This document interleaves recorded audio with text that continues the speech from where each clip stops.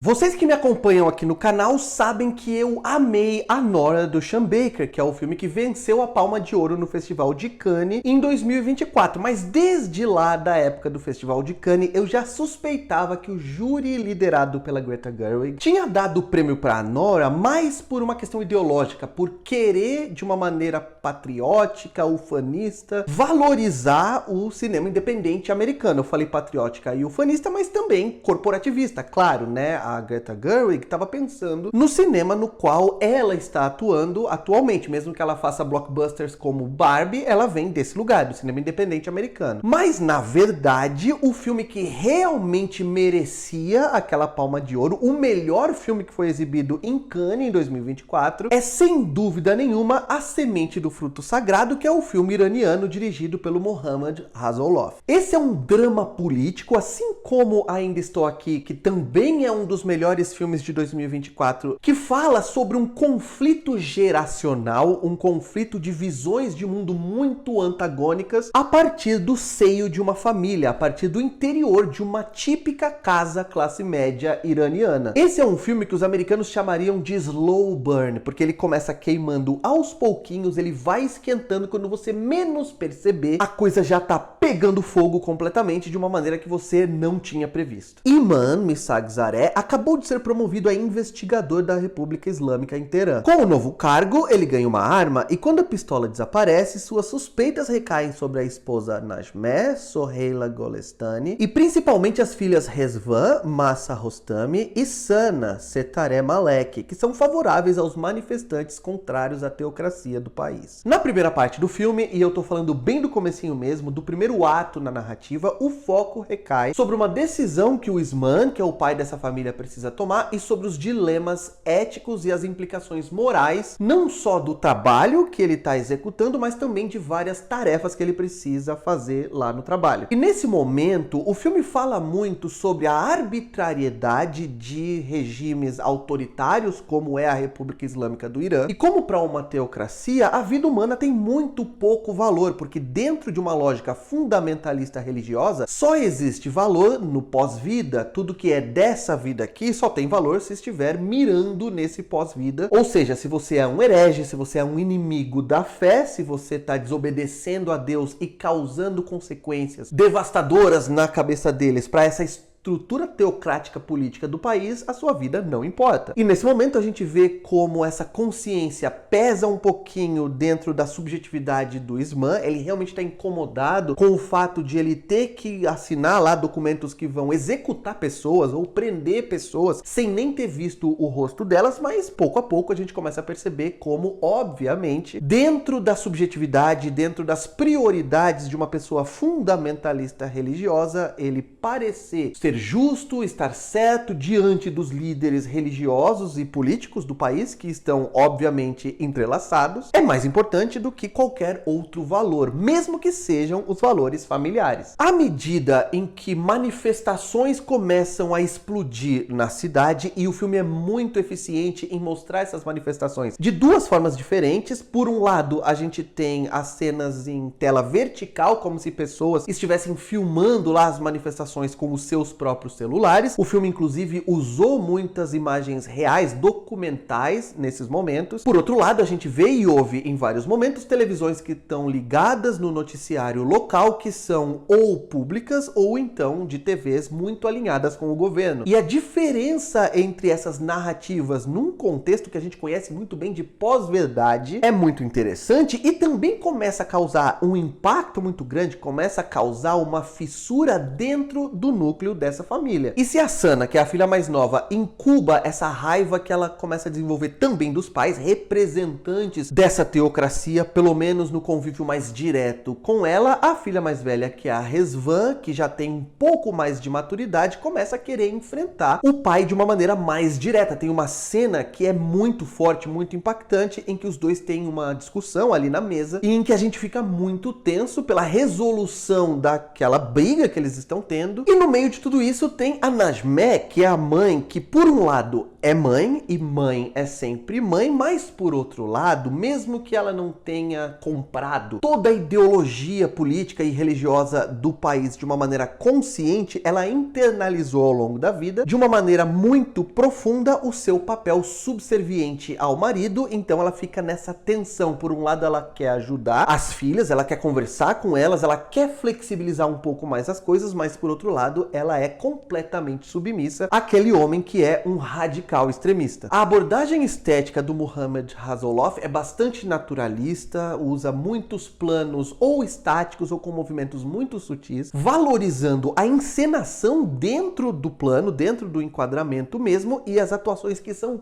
todas absolutamente maravilhosas. O filme é cheio de cenas de alta tensão, eu já citei uma, tem também aquela outra em que o pai, o Isman, confronta as filhas de uma maneira humilhante, tentando extrair delas uma confissão, mesmo que essa confissão, sendo real ou não, possa arruinar completamente a vida das filhas dele. Mas como eu falei anteriormente, dentro desse sistema completamente corrompido de valores, a reputação dele dentro do meio político e religioso é mais importante do que a própria segurança da família dele, que é, de certa forma, pelo menos parcialmente, responsabilidade dele. E o que é mais surpreendente para mim dentro desse filme, considerando o tom, a atmosfera e a abordagem narrativa do filme, é que pouco a pouco esse filme começa a ganhar contornos de thriller e a última meia hora de filme é um filme de suspense muito tenso e que apresenta um confronto primordial, mas quando você considera quem são os seus participantes, é impossível negar que ele também ganha contornos alegóricos relacionados à representação dessa disputa ideológica que está tomando conta, pelo menos pelo que a gente pode ver no filme, da discussão pública no Irã. Nessa temporada de premiações de Hollywood, vocês vão ver muita gente se referindo a Semente do Fruto Sagrado como um filme alemão, porque ele está inscrito em várias premiações, inclusive no Oscar, concorrendo a uma vaga e favorito a ganhar uma dessas vagas na categoria de melhor filme internacional. Ele ficou na shortlist dos 15 filmes que podem ser indicados ainda, concorrendo pela Alemanha. Mas o motivo é muito simples. Diretores iranianos, já nos últimos anos, nas últimas décadas, quando falam sobre a questão interna do país, sobre a situação política daquela teocracia, começam a ser perseguidos. Tem diretores que são famosos por isso. Nos últimos anos da vida do Kiarostami, por exemplo, ele se refugiou na França, começou a fazer filmes lá. Enquanto isso, o Jafar Panahi, que já foi preso no Irã, ele faz filmes que confrontam de uma maneira muito mais direta o sistema e o regime iraniano. Ele é uma persona não grata lá, e por isso esses diretores precisam de apoio de investimento, precisam de coprodução de outros países, principalmente países europeus, para continuar participando dos festivais, para continuar concorrendo a prêmios e divulgando essas histórias que precisam ser contadas. Imagina, é como se Ainda Estou Aqui fosse feito do jeito que ele é feito durante a ditadura militar do Brasil. A Semente do Fruto Sagrado chega hoje nos cinemas brasileiros. Eu quero muito saber de vocês se assistirem ao filme, se gostaram ou não gostaram, se concordam ou discordam dos pontos que eu apresentei nessa crítica. Não se esquece de dar um like no vídeo, se inscrever no canal, clicar no sininho e